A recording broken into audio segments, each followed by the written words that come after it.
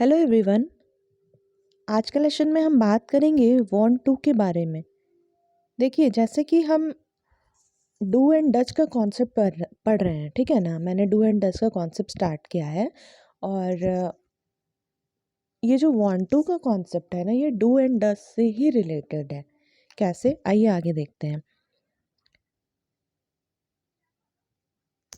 देखिए, ये lesson number 19 होगा हमारा, जो कि वांट टू के बारे में, जिसमें हमारी बात होगी। इसलिए डरना भी बिल्कुल नहीं है। मतलब देखिए, ये जो कोर्स है ना, ये बच्चों से लेकर किसी भी उम्र के लोगों तक है। कहने का मतलब ये है कि मान लीजिए कि आप हिंदी मीडियम स्टूडेंट हैं या फिर आप इंग्लिश मीडियम के हो के भी कई बार ऐसा होता है कि हमारी ग्रामर उतनी अच्छी नहीं हो पाती, या कुछ ऐसी दिक्कत हो गई है ना। वोकैब पावर उतनी अच्छी नहीं है, तो हम कॉन्फिडेंस फील नहीं करते हैं कि हम भी इंग्लिश बोल सकते हैं और फिर हम नहीं बोल पाते हैं। तो ऐसा कुछ नहीं है। देखो, सब कुछ डिपेंड ना, कुछ भी आपके बैकग्राउंड पर डिपेंड नहीं करता है कि आप इंग्लिश मीडियम से हो या नहीं हो। डिपेंड करता है आपकी तबीयत से, मतलब आपके डेडिकेशन से, आपकी लगन से। इसलिए कौन कहता है कि आसमां में सुराख नहीं हो सकता, कौन कहता है कि आसमां में सुराख नहीं हो सकता, एक पत्थर तो तबीयत से उछालो यारो। ठीक है, तो हमें एक बार कोशिश तो ज़रूर करनी है। तो चलिए स्टार्ट करते हैं। ये मैं कुछ बेसिक सी चीज़ें हैं जो हमेशा इस पेज को मर्ज कर देती हूँ, क्योंकि मेरा जो इस कोर्स का थीम है ना, वो ये है कि हम इंग्लिश को सीख रहे हैं 6 मैजिकल सेंटेंसेस के थ्रू। मतलब मैं आपको 6 वाक्य बताऊंगी जिससे आप एक टॉपिक को कंप्लीट समझ लेंगे। उसके अलावा कुछ बनेगा ही नहीं, आप कुछ भी बना के देख लीजिए, ठीक है। ये मैं आपको कह रही हूँ। अगर कुछ ऐसा हो तो आप कमेंट में मुझे बताइए। उसे आगे समझेंगे, पर पहले इसे जस्ट एक रिवाइज कर लीजिए। इसे एक रिवीजन के तौर पे हम रखेंगे। जैसे कि कब और जब दोनों के लिए व्हेन इसका इंग्लिश होता है, मतलब व्हेन का यूज़ होता है। फिर कहाँ और जहाँ के लिए वेयर का यूज़ होता है।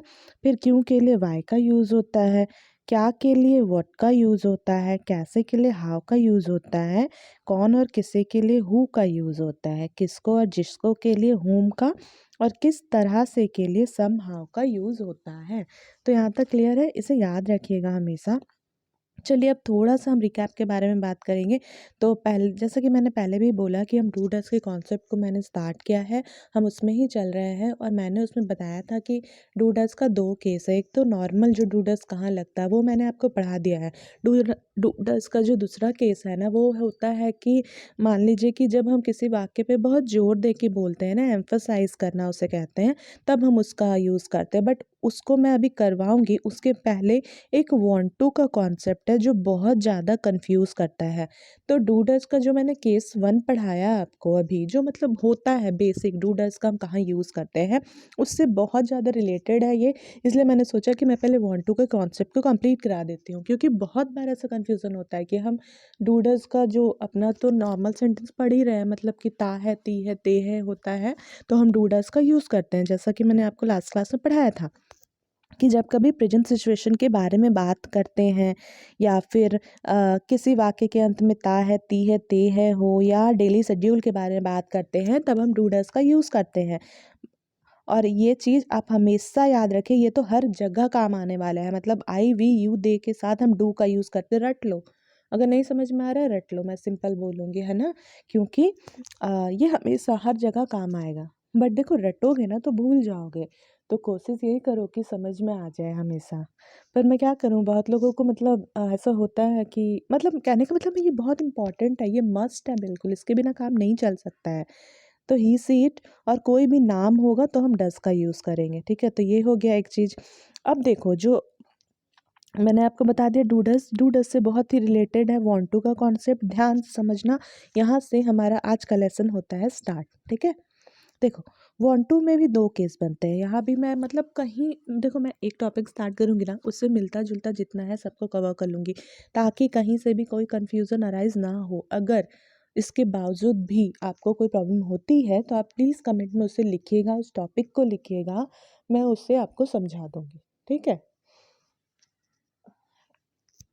चलो, तब ध्यान देना, आज आज हम इसका केस 1 को कंप्लीट करेंगे, और कल हम वांट टू का केस 2 को कंप्लीट करेंगे, जिसमें हम want to, in intent of, intent to, wish to and like to के बारे में पढ़ेंगे, बट ये हमारा कल का पार्ट है तो हम इसे कल डिस्कस करेंगे। आज हम इस पे ध्यान देंगे। प्लीज़ ध्यान दीजिएगा, अगर आप ध्यान देंगे तो चीज़ें समझ में आ जाएंगी। अब मैंने क्यों बोला कि रिलेटेड कॉन्सेप्ट, देखो आज जो हम वांट टू का कॉन्सेप्ट पढ़ने वाले हैं वो है वही आई वी यू दे के साथ। तो आई वी यू दे किसके साथ लगता है बताओ कमेंट करके। और केस बी में वही ही सी इट और एनी अदर नेम, यहाँ आप ऐड कर सकते हैं कोई भी नाम, और ही सी इट के साथ वांट टू को हम कैसे यूज़ करते हैं, और आई वी यू दे के साथ हम वांट टू को कैसे यूज़ करते हैं। आई वी यू दे के साथ डू का यूज़ होता है, ही सी इट के साथ डस का यूज़ होता है। मैंने आपको पहले पेज में पढ़ाया ये वाला है ना, इसको याद रखना। तो चलो उसके पहले मैं हल्का सा रिवीजन करा दूँ डू डस का कॉन्सेप्ट, ताकि कहीं भी आपको दिक्कत ना हो, क्योंकि मैं इसे 6 मैजिकल सेंटेंस से समझाने वाली हूँ। तो देखो हमने पढ़ा था लास्ट क्लास, ध्यान दो यहाँ से, हमने पढ़ा था लास्ट क्लास कि जब हमारे वाक्य के अंत में ता है, ती है, ते है होता है, तब हम, और वो एक सिंपल सेंटेंस हो, मान लो कि मैं खाता हूँ, मैं जाता हूँ, मैं सोता हूँ, मैं नाचता हूँ, ठीक है, मैं कुछ भी करता हूँ, ता है, ती है, ते है आ रहा है। तो जब सिंपल सेंटेंस होते हैं ना, तब हम अगर वो ही और सी और इट के साथ आ जाए तो हम वहाँ एस सी एस लगा देते हैं, और जो भी आई वी यू दे है वहाँ के साथ कोई एस सी एस नहीं लगता, वो नॉर्मल रहता है, ठीक है। तो बस एस सी एस वाला जो कॉन्सेप्ट है वो बस ही सी इट के साथ और एनी अदर नेम के साथ लगता है, और डू डज इसमें नहीं लगता है सिंपल सेंटेंस में। और दूसरी बात है जो आपको याद रखनी है, मैं इसे क्यों पढ़ा रही हूँ, बोलोगे कि मैम ये तो आपने लास्ट क्लास पढ़ाया था, क्योंकि देखो ये रिलेटेड है, इसी में कन्फ्यूज़न अराइज होता है। मैंने एक एक चीज़ को ना लिंक किया है, अब ध्यान से समझो। सेकेंड है हमारा इंट्रोगेटिव एंड नेगेटिव सेंटेंसेस, जिसमें डू डस का यूज़ होता है, और क्या कहते हैं, यहाँ जो वर्ब है ना वो एज इट इज़ रहता है, मतलब ही सी इट के साथ भी एस सी एस नहीं लगेगा। आई वी यू दे के साथ तो लगता नहीं है, ही सी इट के साथ भी नहीं लगेगा। क्यों नहीं लगेगा? क्योंकि यहाँ इंट्रोगेटिव और नेगेटिव सेंटेंस में हमेशा डू डज लगता है, और जब डू डज लग गया, देखो कोई भी सेंटेंस हो आपका, इंग्लिश का कोई भी सेंटेंस हो, जब डू डज लग गया तो वहाँ एस सी एस का कोई कॉन्सेप्ट ही नहीं रहा है, एस सी एस लगाना ही नहीं है। समझ में आ गई? तो ये ना टेबल है, इसे याद रखो। और ये लास्ट क्लास मैंने बहुत डिटेल में ये दोनों चीज़ें आपको पढ़ाई है, उससे जाके ना लास्ट क्लास वाला चैप्टर जो डूडल्स का स्टार्टिंग चैप्टर है ना, उससे मैं कहूँगी लेसन नंबर 18, उससे आप देखिए वो बहुत ज़्यादा बेनिफिशियल होगा। अब हम पहुँचेंगे, स्टार्ट करेंगे वांट टू के बारे में।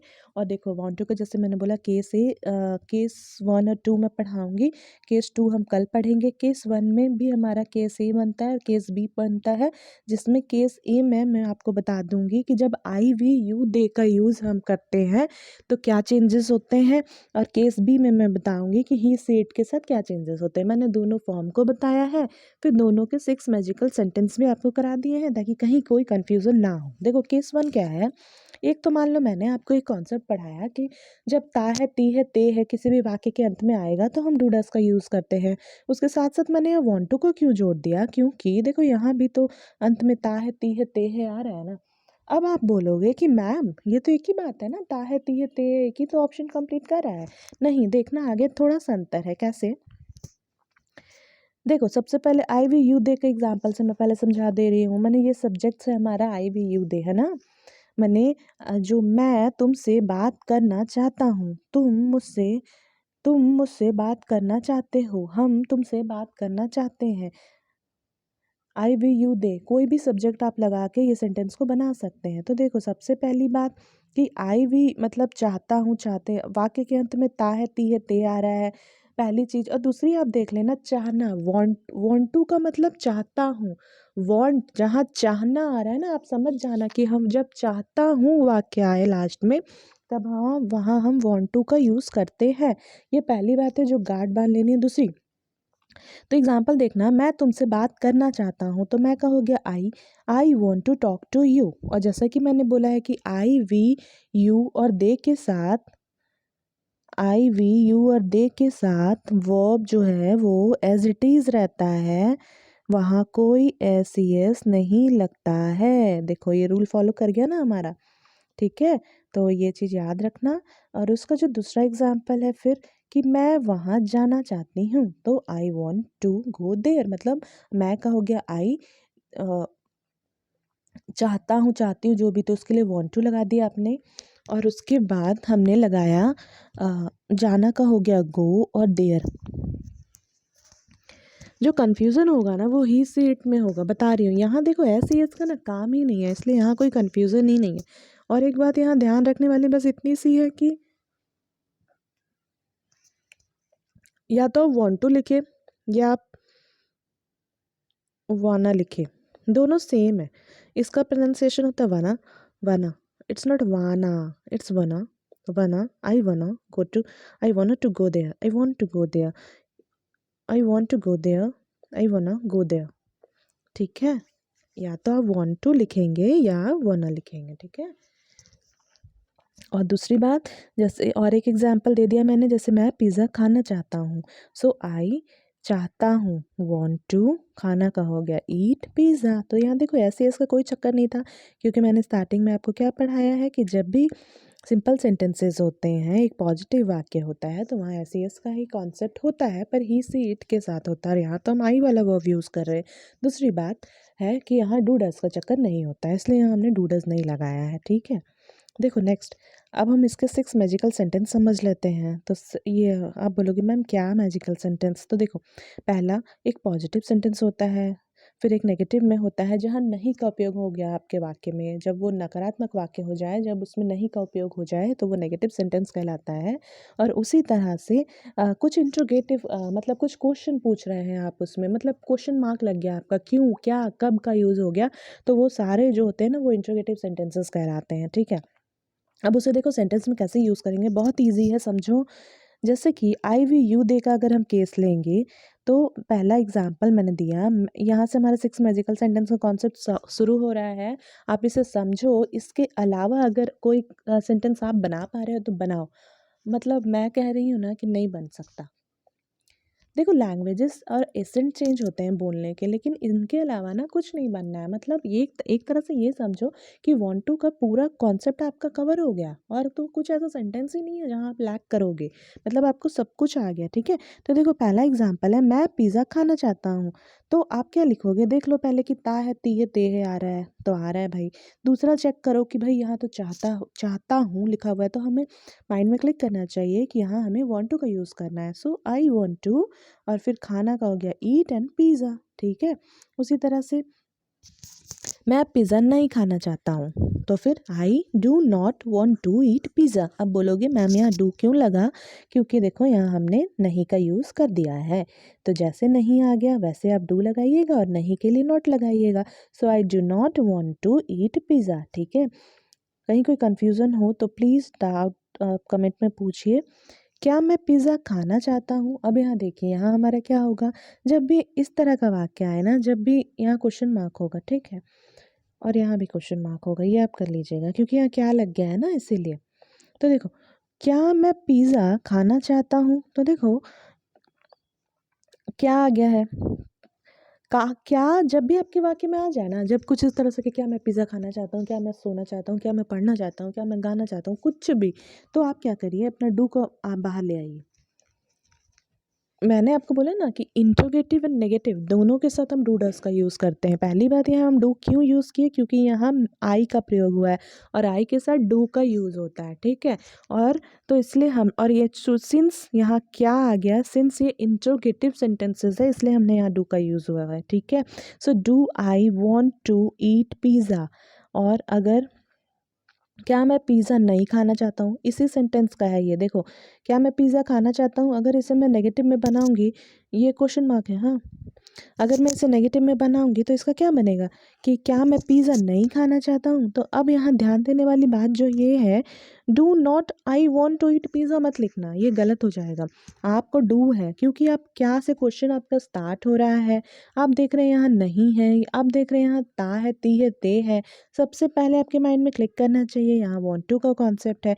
सेकंड आपके माइंड में क्लिक करना चाहिए, अरे यहाँ तो नहीं है, मतलब ये नेगेटिव सेंटेंस है, मतलब डू डज यूज़ होगा। तीसरी बात आपको अब खोजना है कि भाई मेरा सब्जेक्ट क्या है जो हम डू डज यूज़ करें। तो आप देखेंगे यहाँ मैं का यूज़ हुआ है, मैं मतलब आई, और आई के साथ हम डू लगाते हैं। अब चौथी बात जो है वो ये है कि ये हमारा जो वाक्य है वो एक इंट्रोगेटिव वाक्य है। ठीक है। प्रश्न प्रश्न बोला जा रहा है या पूछा जा रहा है जो भी, इसलिए हम यहाँ डू को बाहर लिखे। तो do I not want to eat pizza. देखो बहुत लोग क्या करते हैं ना कि do not I want to eat pizza, ये गलत है, ऐसा मत करना। केवल डू बाहर होता है, I not want to eat pizza, ये आई के बाद ही नॉट होगा। ये चीज़ बस यहाँ याद रखने वाली है, ये चीज़ याद रखना है, इस चीज़ को, इस फॉर्मेट को। आप कोई भी वाक्य बना सकते हैं, आप कोई भी इंग्लिश सीख सकते हैं, आप अपना बेसिक को क्लियर करिए, है ना। देखो लास्ट है इसका, और एक क्या एग्जाम्पल बनेगा, देखो क्या हमने कर लिया, नहीं वाला हमने कर लिया। अब यहाँ देखो, जो मैं आपको कह रही हूँ ना कि इस 6 के अलावा, 6 के साथ मैं और 3 ऐड करती हूँ हमेशा, चलो मैं 9 वाक्य बना देती हूँ। और उसके अलावा ना कोई वाक्य वाक्य नहीं बन सकता, मतलब इसके अलावा कोई एक सेंटेंस का ना 9 फॉर्म मैं आपको बता रही हूँ। आप ही बताओ उससे ज़्यादा और क्या सेंटेंस बनेगा। इसका मतलब कि आप इंग्लिश में धुरंधर बन जा रहे हो एक टॉपिक को लेके, है ना। तो मैं पिज़्ज़ा क्यों खाना चाहता हूँ, अब यहाँ क्यों आया है और ये क्वेश्चन मार्क है, और क्या नहीं आया है जो हम डू से स्टार्ट करेंगे, यहाँ क्यों की बात आई है। ध्यान दो दोनों बातों को, जो पिछला सेंटेंस हमने पढ़ा ना ये बिल्कुल अलग है और ये वाला फॉर्म बिल्कुल अलग है, तो याद रखना मेरे सारे फॉर्मेट अलग हैं, ध्यान देना। अब यहाँ बात ये हो रही है ना कि मैं पिज़्ज़ा क्यों खाना चाहता हूँ, अगर जब क्यों पूछ लिया गया तो क्यों के लिए वाई से स्टार्ट करिएगा। तो आपने यहाँ वाई लिखा, सो वाई, उसके बाद do I want to eat pizza. ये देखिए आप अगर नोटिस करेंगे ना तो ये पहले वाला ही सेंटेंस है हमारा, do I want to eat pizza. मतलब जो भी इंट्रोगेटिव सेंटेंस जो हमारा बन रहा था ना उसके आगे में अगर ऐसा कुछ क्यू यू लगा है तो आप उससे लिख दीजिए और फिर अपना वही इंट्रोगेटिव सेंटेंस को बना दीजिए जो आपका नियम कहता है कि हम डू को बाहर ले आएंगे, फिर I want to eat pizza. इसी तरह से कोई कन्फ्यूज़न हो तो, डाउट हो तो प्लीज़ कमेंट में पूछिएगा। उसी तरह से मैंने क्यों के जगह ना कब का भी यूज़ करके आपको दिखा दिया है, क्योंकि देखो इंट्रोगेटिव सेंटेंस है तो डू बाहर आएगा और डू के बाद का सेंटेंस बनाना तो मैंने सिखा दिया है। पर जब इंट्रोगेटिव सेंटेंस में क्या बाहर ना होके अंदर है, मतलब क्वेश्चन अंदर पूछा जा रहा है वाक्य के, मैं पिज़्ज़ा क्यों खाना चाहता हूँ, मैं पिज़्ज़ा कब खाना चाहता हूँ। मैंने हिंदी नहीं लिखा है, मैंने इसका इंग्लिश डायरेक्ट लिखा है, कंफ्यूज मत करिएगा। मैं पिज़्ज़ा कब खाना चाहता हूँ, तब कब के लिए आप व्हेन को बाहर लिख दीजिए, व्हेन। उसके बाद वही सेम है, देखिए do I want to eat pizza, do I want to eat pizza, बस इस चीज़ का ध्यान रख रहे हैं, देख रहे हैं। इसी तरह से अब एक बात और ध्यान रखो, मैं पिज़्ज़ा कब खाना चाहता हूँ, कब मैं पिज़्ज़ा खाना चाहता हूँ, मैं पिज़्ज़ा कब खाना चाहता हूँ, दोनों एक बात है, तो इसमें कंफ्यूज मत करिएगा। जैसा कि मैंने कहा ना, ये लोकल लैंग्वेजेस जो हम बोलते हैं हर एरिया में लैंग्वेज, उसके एसेंट पे डिपेंड करता है, ठीक है। तो इस पर कोई कंफ्यूज होने वाली बात नहीं है। और फिर एक और एग्जाम्पल, मैंने क्या क्यों का बता दिया, कब का बता दिया, अब एक हाउ भी ले लो। मैं पिज़्ज़ा कैसे खाना चाहता हूँ, है ना, तो है कैसे आ गया फिर से, यहाँ हाउ लिखिए और फिर वही do I want to eat pizza, मतलब क्वेश्चन मार्क है, ध्यान में रखिए कि इंटरोगेटिव है तो हम यहाँ डू लगा देंगे। हाउ के बाद आप अपना डू लगाइए और उसके बाद I want to eat pizza अपना लगा दीजिए। मैं वही चीज़ है, फिर आप वांट टू लिखिए, फिर ईट लिखिए, फिर पिज़्ज़ा लिख दीजिए, ठीक है। इसी तरह का से जो हमारा लास्ट सेंटेंस बनेगा वो 6 नंबर, इसमें क्या है कि मैं पिज़्ज़ा क्यों नहीं खाना चाहता हूँ। उसी तरह मैं पिज़्ज़ा कैसे नहीं खाना चाहता हूँ का आप खुद बनाइए। फिर मैं पिज़्ज़ा कब नहीं खाना चाहता हूँ, जो सब मैंने लास्ट में पढ़ाया है इसका भी आप खुद बनाइए, है ना। तो इसी तरह से क्या था कि मैं पिज़्ज़ा क्यों नहीं खाना चाहता हूँ, तो why do I not want to eat pizza, यहाँ देखिए वाई लगा दिया, डू आई नॉट, वाई के साथ डू लग जाएगा। जब क्यों के लिए आपने वाई बाहर लिखा तो याद रखिए कि इंट्रोगेटिव है तो यहाँ डू भी लगा दीजिए। सो वाई डू आई, उसके बाद ये हमारा सब्जेक्ट हो गया, उसके बाद नहीं के लिए नॉट लगाया हमने, चाहता हूँ के लिए वांट टू लगाया, खाना का इंग्लिश होता है ईट, और फिर पिज़्ज़ा, ठीक है। तो इस तरह से ये हमारा आई वी यू दे के साथ वांट टू का कंसेप्ट जो है वो क्लियर होता है।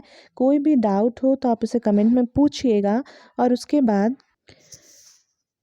देखो उसके बाद जो दूसरा कॉन्सेप्ट है वो हम केस बी अब पढ़ रहे हैं। केस बी मतलब जो मैंने स्टार्टिंग में आपको बोला था कि ही सी इट, है ना, मतलब देखो हम इसका 2 केस आज पढ़ने वाले हैं। एक आई वी यू दे के साथ जो मैंने कंप्लीट कर लिया, एक हम पढ़ने वाले हैं ही सी और इट के साथ। इसमें हम क्या करेंगे, तो देखिए इसमें जो है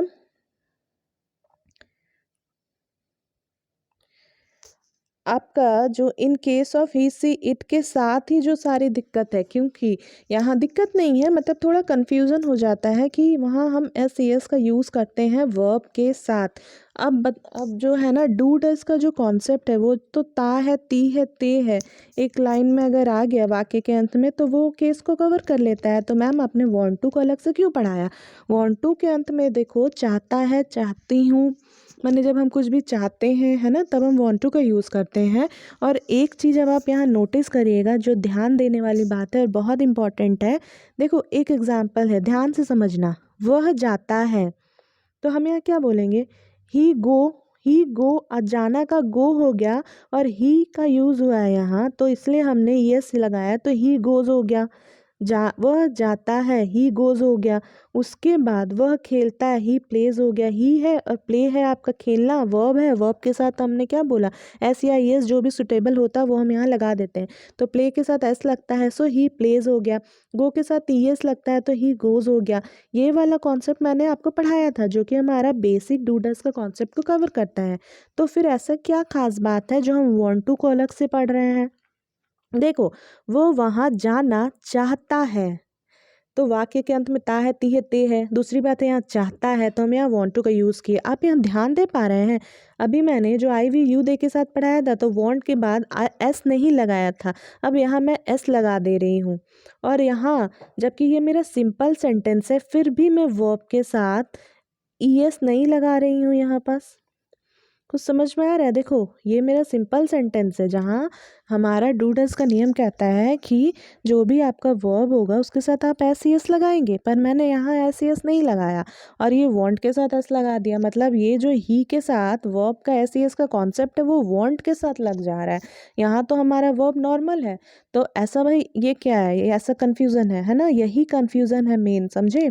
तो देखो यहाँ ऐसा क्यों होता है, क्योंकि देखो ध्यान दो, इस वाक्य में ना जाना भी वर्ब है और चाहता हूँ भी एक वर्ब है। जब हम कुछ किसी चीज़ को, मान लीजिए आप किसी चीज़ को चाह रहे हैं तो भी तो क्रिया हो रही है ना, वो तो वो वर्ब हो रहा है। तो इसलिए हम चाहने पे ज़्यादा एम्फसाइज करते हैं और उसे हम अपना पहला वर्ब मानते हैं, तो इसे हम वर्ब का जो भी एस सी एस का जो कॉन्सेप्ट है हम इसके साथ लगा देते हैं और गो जो है हमारा वो नॉर्मल रह जाता है। मैंने गो मतलब जो अनदर वर्ब होता है ना उससे हम नॉर्मल लिख देते हैं विदाउट एस ई एस। इसे याद रखना।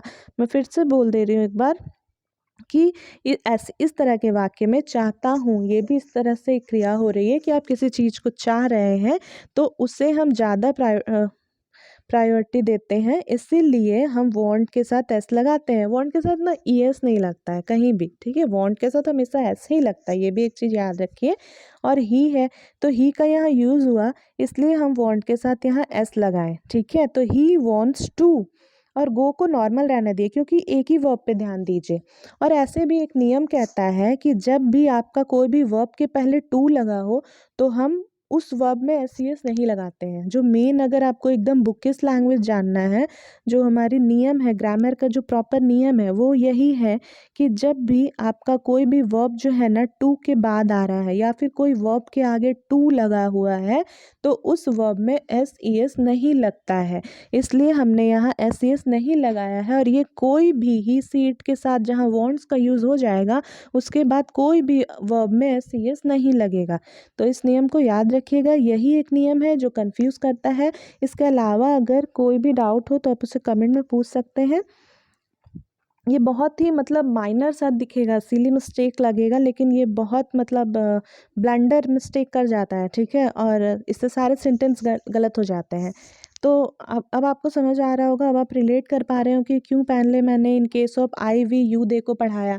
उसमें आई वी यू दे के साथ होता क्या है ना कि एस सी एस का कॉन्सेप्ट ही नहीं है, इसलिए वहाँ कोई कन्फ्यूज़न नहीं है। अगर वहाँ भी रहता तो फिर आपको वही वांट के साथ एस लगाना पड़ता, but I we you they के साथ एस सी एस का कॉन्सेप्ट ही नहीं है तो वहाँ तो नॉर्मल बन गया। और सेकंड लाइन से तो वहाँ डू डज आने लग गया, तो डू डज, इसमें भी जब डू डज आएगा ना तब एस सी एस ऐसे भी हट जाता है, ठीक है? मतलब इसके पहले वाले लेसन को तब वहाँ रिलेट करिए, जब भी डू डज आएगा ना तब वांट रहे, गो रहे, टू रहे, कुछ भी रहे, मतलब उसके साथ तो ऐसे एस लगना ही नहीं है। और जब सिंपल सेंटेंस आएगा और जब वांट है तो यहाँ हम एस लगाएं और यहाँ हम नहीं लगाएं, क्योंकि जब भी कोई भी वर्ब के पहले अगर टू आ रहा है या फिर टू के बाद कोई वर्ब आ रहा है वहाँ एस ई एस नहीं लगता है, तो ये ध्यान रखिएगा। अगर ये नहीं ध्यान रह रहा है तो फिर से बोल रही हूँ कि जब चाहता है वाला को भी तो एक तरह का क्रिया है ना, तो इसलिए हम इसको ज़्यादा प्रायोरिटी देंगे जो पहले आ गया हमारा वर्ब। इसलिए हम यहाँ जो वर्ब का नियम है इसे फुलफिल करेंगे, इसको नॉर्मल रहने देंगे। अब समझ में आ गया। इसके में हमने एक फॉर्म किए। फिर देखो इस तरह से एक और एग्जांपल बता देती हूँ। जैसे कि मान लो वह गाता है, तो आप क्या लिखिएगा? वह गाता है, ही सिंग्स। ही के साथ तो सिंग्स लगता है ना, तो ये हमारा नॉर्मल रूल फॉलो कर रहा है। ये हो गया वह का हो गया ही, और ये गाता, गाता क्या है? यहाँ वर्ब है, यहाँ क्रिया है, क्रिया के साथ एस लगता है। अब वर्ब के साथ एस लगता है ही सीट में, तो हमने ही सिंग्स लिख दिया। बट देखो यहाँ पास फिर से रिलेट करो अपने, देखो वह गाना गाना चाहता है। अब देखो यहाँ चाहता है भी है और गाना भी है, मतलब ये दो दो क्रिया है। तो हम, और देखो या तो ऐसे मत समझो, यहाँ देख लो चाहता है, वाक्य के अंत में ता है, ती है, ते है और चाहता आ रहा है, तो he wants to.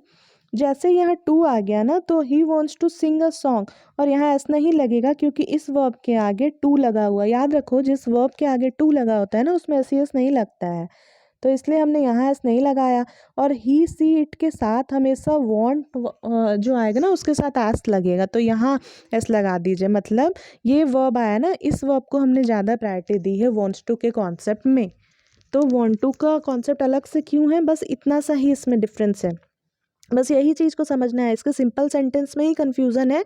He see it के साथ हमेशा वॉन्ट्स के साथ एस लग जाता है, ये सेकेंड वर्ब के साथ नहीं लगता है क्योंकि इसके पहले टू है। ठीक है, हमेशा वॉन्ट्स के साथ लग जाएगा। और जो वर्ब हो रही, जो क्रिया हो रही है आपके वाक्य में, उसके पहले टू है, इसलिए वहाँ एस नहीं लगता है। ठीक है, ये चीज़ याद रखिए। और उसके बाद तो वही नॉर्मल है। कुछ उसके सिंपल सेंटेंस में बता दूं, जैसे ही सी इट का 6 मैजिकल सेंटेंस हम फिर करेंगे जो कि आपका पूरा रिवाइज हो जाएगा कॉन्सेप्ट। वह पिज़्ज़ा खाना चाहता है। ही, देखो पहले मैंने आई वी यू दे के साथ पढ़ा दिया, अब मैं ही सी इट और कोई भी नाम के साथ, आप यहाँ ही के जगह पे कोई भी नाम ले लीजिए, ही ले सी ले लीजिए, आई वी, ही सी इट ले लीजिए, है ना। ये सबके साथ ये वाला सेंटेंस सेम ही बनेगा, और खाली आप सब्जेक्ट चेंज कर सकते हैं। सब्जेक्ट में आप कुछ भी ले सकते हैं, ही ले सकते हैं, सी ले सकते हैं, इट ले सकते हैं, कोई भी नाम ले सकते हैं। अब देखो वह पिज़्ज़ा खाना चाहता है, खाना क्रिया हो रही है और चाहता है आ गया है यहाँ, और यहाँ ही है तो यहाँ वॉन्ट्स के साथ एस लग जाएगा।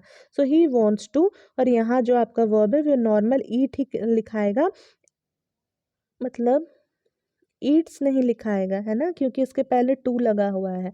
तो यहाँ ईट ही होगा, eat pizza. He wants to eat pizza, मतलब ध्यान रखो कि ही सीट के साथ जब भी वॉन्ट टू का यूज़ होगा तो हम इसी वॉन्ट में एस लगा देंगे। जो हमारा एस सी एस का इसके साथ जो नियम कहता है वो इसी एस वांट में फुलफिल हो जाएगा। इसमें जो वर्ब होगा उसमें भी एस सी एस नहीं लगेगा। ठीक है, देखो तो ये इजी है, बट इसे ध्यान रखो, इसका रिवीजन करना पड़ेगा, तब ये चीज़ें याद रहेगी दिमाग में। दूसरा, वह पिज़्ज़ा नहीं खाना चाहता है। अब देखो यहाँ नेगेटिव है, नेगेटिव है, ही है, नेगेटिव है, तो यहाँ डज आ गया, फिर तो ऐसे ही इसका चक्कर ही हटा दो, फिर तो कोई कन्फ्यूज़न, ये सब कन्फ्यूज़न वाली बात ही नहीं करनी है। डज आ गया है तो सिंपल है, ऐसे ही किसी कोई भी वर्ब के साथ नहीं लगेगा, ना तो वांट टू के साथ वाले वांट में लगेगा, ना ही ईट में लगेगा। सिंपल, यहाँ डज नॉट का यूज़ कर दिए हम, क्यों किए? क्योंकि यहाँ नहीं का यूज़ हो गया है। दूसरी बात है ता है, ती है, ते है, तो इसीलिए ही के साथ डज का यूज़ होता है, और अगर आई होता तो डू का यूज़ होता। तो he does not want to eat pizza. Third example है, क्या वह पिज़्ज़ा खाना चाहता है? सो अब देखो यहाँ क्या पहले आ गया है, तो आप लिखिएगा, डू को बाहर ले आइए, सॉरी यहाँ ना आप डज लिखिए। ठीक है, वो लिखने में मिस्टेक हो गया है, यहाँ वह का ही का यूज़ हो रहा है, तो इसीलिए आपको यहाँ डू नहीं लिखना है, यहाँ डज लिखना है। ये मैंने आपको समझाने के लिए लिखा है, ये बहुत बार ऐसा हो जाता है, तो इसीलिए यहाँ डू मत लिखिएगा, यहाँ डज होगा, चूंकि यहाँ वह है और ही है, ही के साथ डज का यूज़ होता है, ही के साथ डज का यूज़ होता है, ना कि डू का। आई रहता तब डू होता, इसीलिए he does want to eat pizza. समझ में आ रही है चीज़ें? डज को बाहर ले आइएगा, does want he to eat pizza मत लिखिएगा, he want to eat pizza है क्या, जब आपके वाक्य के बाहर है तो यहाँ आप डज ले आइए। वह पिज़्ज़ा नहीं खाना चाहता है। So does he not want to eat pizza, वही है, सेम है ना। फिर वह पिज़्ज़ा क्यों नहीं खाना चाहता है, तो देखो फिर से समझो, वह पिज़्ज़ा क्यों नहीं खाना चाहता है, तो हम यहाँ क्या बोलेंगे, देखो जब यहाँ क्यों आ गया, क्यों की जगह ना वह पिज़्ज़ा कब खाना चाहता है, वह पिज़्ज़ा कैसे खाना चाहता है। तो कब के लिए व्हेन यूज़ कर लीजिए, कैसे के लिए हाउ यूज़ कर लीजिए, क्यों के लिए व्हाई यूज़ कर लीजिए, तीनों एक ही बात है। और उस जो भी इसका इंग्लिश बनता है उसे बाहर ले आइए। वह पिज़्ज़ा क्यों खाना चाहता है, क्यों को सबसे पहले बाहर ले आइए, व्हाई व्हाई। उसके बाद आप देखिए कि आपका इंट्रोगेटिव सेंटेंस है, तो यहाँ यहाँ आप देखिए कि आपका सब्जेक्ट क्या है। ही के साथ जो डज़ लगेगा हमारा वो बाहर आ जाएगा, ही के साथ डज़ लगता है। So why does he want to eat pizza, S E S लगाना नहीं है क्योंकि ये हमारा डज़ यहाँ लग गया है, तो एस ई एस का कॉन्सेप्ट लगना ही नहीं है। इसी तरह वह पिज़्ज़ा क्यों नहीं खाना चाहता है, क्यों है फिर से, तो वो यहाँ क्यों है फिर से, सॉरी, तो यहाँ why does he not want to eat pizza, ठीक है। तो इस तरह से एक सेंटेंस के 6 फॉर्म बनते हैं। यहाँ आप कैसे कब भी लगा दीजिए तो 9 फॉर्म बन जाएंगे, और आपका एक टॉपिक कंप्लीट हो जाता है। स्टिल आपको कोई डाउट है, मैंने बहुत डिटेल में इसे कवर किया है। अब आप डूडस को पहले पढ़िए, फिर इसमें वांट टू का कॉन्सेप्ट को ऐड करके पढ़िए। कल हम वांट टू का सेकंड केस को कंप्लीट करेंगे। कोई भी कमेंट डाउट हो तो आप प्लीज़ उसे कमेंट में पूछ सकते हैं। Thank you.